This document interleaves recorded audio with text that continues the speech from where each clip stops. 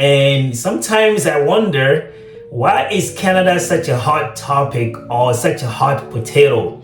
Across the globe, whether you go to Europe or Africa or Asia or South America, no matter where you go, Canada continues to be a top priority. Hello, beautiful people. Once again, welcome to the channel presenting Canada to the world. And today we have a very special episode. It's your boy KB. If you haven't subscribed to the channel, make sure you subscribe to the channel. Today we have a very interesting topic for you, and it's immigration to Canada. 3 ways to immigrate to Canada. 3 easiest ways to immigrate to Canada in 2023.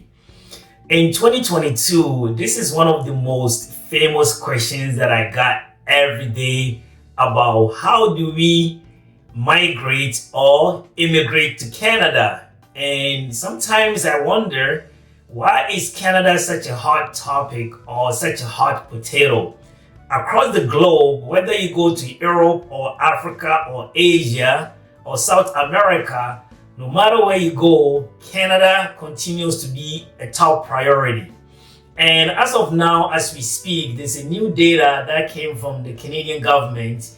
And in the next 2 to 3 years, they are going to be welcoming about 1.3 million people into Canada. 1.3 million immigrants into Canada. Are you one of them, or do you want to be one of them? Then this video is for you. So Canada, as we know, has 10 provinces and about 3 territories, which makes it 13. It's a very vast land and is the second largest country in the world behind Russia. And if you look at the demographic of Canada, Ontario is the most populated place where a majority of the people lives. Canada in general has about 38 million people as we speak in 2022 heading to 2023. And right now we continue to face quite a challenge in terms of labor shortages, in terms of the service industry and also the healthcare industry. So what is the government doing to make sure he's protecting the citizens, and at the same time we are making demand and also meeting the demand of the workforce? So the government is rolling out this program where they're gonna ensure we have enough manpower to come in and do the job. So what are some of the ways that this government is helping? He has introduced this 1.3 million influx of immigrants all across the globe, and I want to give you the good news so that you will be prepared for this. If you want to come to Canada, the good news is that the first thing that you need to do is make sure you're financially stable. And I think it's across the board, everywhere you go, it's all about finances. But beside the financial aspect, there's 3 main ways that you can come to Canada, and I'll give you the first one. So number 1 is the skilled trade program. So the skilled trade program is a program where the government rolled out some few years back, and it has really brought a lot of people. I'll give you a true story. When I went to Ghana in 2020, and there was a lawyer that actually came in and she visited. And interestingly, she has all her documents as a law student, and she came in front of me and she presented to me that this document doesn't mean anything to me while I live in Ghana. I'm better off I go to Canada or US just to braid hair. This is her own story, and when I actually begin to talk to her why Canada was such a special place that she was dreaming of, she mentioned that this is a place of unlimited opportunity and she would do anything that it takes to make sure she gets to Canada. So she brought this notebook that was quite extensive, why she has written a lot of notes in different areas and how to get to Canada. And one of the areas that she was focusing on was the skilled trade immigration program. And that's the first one to bring to Canada. What is so interesting about the skilled trade immigration program is the fact that if you actually get nominated into that program, you can actually be eligible for a permanent residence. What does that mean is that when you come to Canada, you are already a permanent resident. You have your papers, you have your SIM card, and you can actually go into any work without any restriction. So that was the beauty of the skilled trade worker program, and I encourage everybody to read a little bit more about it. I'll be able to give you more details on the subsequent videos. But for now, the first thing that you can use to migrate to Canada is a skilled trade program. Usually this is based on your age, your income, and also your experience working in a foreign country. So for example, if you're a bank manager in a country like Ghana or Nigeria, based on your experience, you're going to be gaining some point systems towards that. And also based on your education program, you'll be able to get some points nomination towards that. And also your age plays a factor. So somebody who's 40 versus somebody who's 22, that's a big difference. That also will give you a certain points. And based on the accumulation of these points, you'll be put into a ballot or a nomination program where you'll be selected to a next stage.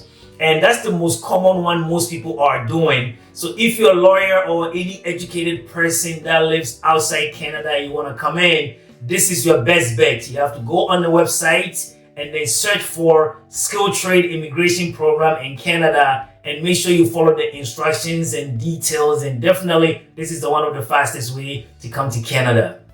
The second part that I like the most is the student visa or the work permit application process. And arguably, this is the second most efficient way to get to Canada without any hesitation. So for example, if you're an undergraduate student, you graduate somewhere in Bangladesh or Pakistan or somewhere in West Africa, all you need to do is you have to apply to a Canadian university. It could be an undergraduate or a master program or a PhD program. And then once you get an acceptance letter from a recognized Canadian institution, the next step is to put your application forward and start doing the paperwork. That might require a statement and also a purpose of interest, which is a letter of interest where you're writing to convince the immigration officer why you want to come to Canada and go to school as opposed to your home country. So this is one of the areas where even my church and within my community, I've seen a massive influx of people coming to do their masters in Canada, where you get a 2-year visa. If you're coming for a PhD, you can get about 2 to 5 years of visa. And the very popular one is the undergraduate program, where individuals get 4 years to stay in Canada and study in Canada. And most of these schools comes with scholarship. It all comes down to you doing your own research. So definitely, if you are interested in the path of the schooling, then that's one of the areas to come to Canada in 2023. What is so beautiful about the student application process and actually finishing the school in Canada is that, for example, if somebody came to do a master's in Canada for 2 years, once they're done, they're eligible for another 3 years of postgraduate working permits. And what this postgraduate working permit does is that the individual can actually stay in Canada for the next 3 years and work. So while they're working, they're getting some point systems alongside the school that they went to, which is the master's. So within that 3 years, for sure, they're going to get their permanent residence, and then eventually that will lead to their citizenship. So the second approach to come to Canada 2023 is coming through as a student. Another area where I will focus on, which is number 3, is actually a visitation. So for example, if you know anyone in Canada and they're willing to sponsor or help you visit, you can actually use that person's income to visit Canada, or vice versa. If you have a good job or business in Ghana or Nigeria or any part of the world where you like to visit Canada, you can use that business as a substantial need or as a bank statement to show Canadian immigration that you are financially stable to travel outside your country. So that's also another popular way to visit Canada in 2023. There are other different avenues, including if you're a business owner back home and you want to establish a business here, you can use it to come to Canada. You can also use the family sponsorship where if you want to sponsor your wife or your children, that's also another areas that you can also come to Canada. But in a nutshell, the 3 best ways to come to Canada 2023 is number 1, the skilled trade immigration program. Number 2, use a student permit or student visa approach. And then number 3, visiting as a tourist or someone where you're coming to visit somebody. So there's going to be more videos to expand on each one of these. But for now, these are the 3 easiest ways to come to Canada in 2023. And I hope you watch this video to inspire you, because 2023 is going to be a year where the government is going to be accepting over 400,000 immigrants into Canada, and then 2024 another 485,000 immigrants into Canada, and then 2025 over 500,000 immigrants. So overall, you're looking about 1.3 million people coming to Canada in the next 3 years. And I hope you're part of one of these individuals. But all I can do is that give you the information, give you the resources, but it comes down to you to do your own research, because I'm not an immigration consultant or a lawyer, but all I can do is give you the information that I have, and you can do your own research. Canada is a land of unlimited opportunity, and once again, this is your boy KB presenting Canada to the world, and I hope you found this video very, very valuable. We're going to be bringing you more video, but this is the mindset, or the fast lane mindset approach, where we're trying to teach people how to make money, how to migrate to different countries and different areas to better yourself. Thank you very much, and I hope you enjoyed this video. We're going to be bringing you more. It's your boy KB, and bye for now.